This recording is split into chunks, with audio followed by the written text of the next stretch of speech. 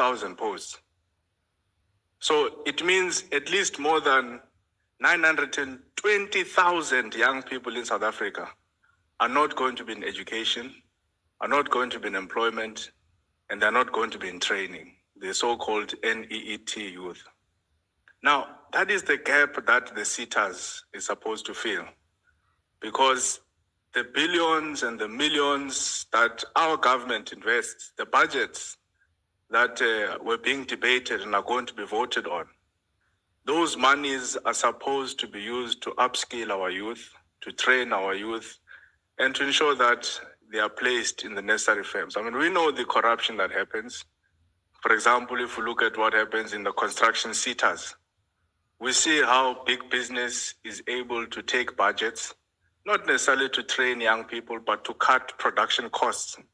Because if I'm a construction company and I'm paying a workforce of 200 people, and then I convince or I trick government that I'm going to train 100 young people, I'm cutting costs, because it means now there are going to be 100 laborers who are going to be paid by government under the guise of the SETAs.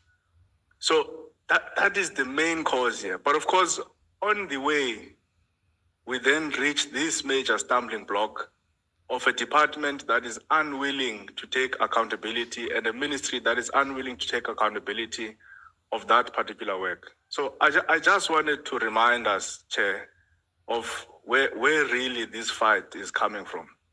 But as I said, I won't be long. On the DG, I think, Chair, the DG must be called to come and explain why he would send out an email cancelling our meeting, because it's a meeting of parliament. Not even a state president can cancel a meeting of parliament. If the Speaker of Parliament were to call a meeting and the President, Cyril Ramaphosa, must come to the meeting, as powerful as he is, commanding the South African Defence Force and all of that, not even a state president can cancel a meeting of parliament. That's why we've got the separation of powers. That's why we've got the judiciary, the executive, and the legislature. It doesn't happen. So for a mere DG to think that he can cancel a meeting of parliament, I think that he must be called to account, Chair, and we'll give him our comments when he's here. Although very reluctant, I think I'll agree with Honorable Sauls. The 22nd of July is next week, Tuesday. So it's just, if we don't count the weekend, it's just one business day. And then I think if members agree, let's push our meeting to the 22nd so that the minister can be present. Thank you, Chair. Thank you very much. The president is not just the commander of the SNDF, is the commander of the armed and the disarmed forces, the real CIC. Honorable Low. No, thanks, Chair. I think, Chair, we've been dragging for about 3 months with regard to this issue. Chair, you noted me again. No, I've noted you after Honorable Law. Sorry, Honorable, let me start your time. Somebody disrupting me. Okay, Chair. As I was saying, Chair, while you are dealing with the time issue, let me... Chair, first and foremost, we would have requested that the minister must finish us with minutes, reports, and everything for us to would have convened this meeting, which we did not receive as a portfolio committee. Secondly, Chair, without even to want to fall into a trap where I'll be told we did not answer the questions.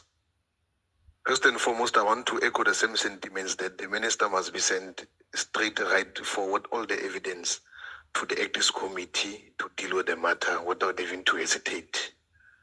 Because we've been dragging, we've written letters, we've taken all the steps as the committee. And I think the parliament give us the obligation to refer such a matter to the ethics committee so that we can be able to deal with the behavior and the ethical conduct that we have observed as the members of parliament, 1. 2, I want us to agree that for those that have been critiquing us, there must be someone in this parliament so that they are able to come and reply and respond to issues. And three, I want us to afford the panelists who are here today an opportunity to respond to our questions so that as we compile our report, referring it to ethics committee with regard to what we have, it becomes solid. And then as we are going to summon the three panelist members who are able to get a solid report that gives directive as to what we want to attain. We can't forever drag the matter at the expense of the students who are suffering, not getting their allowances.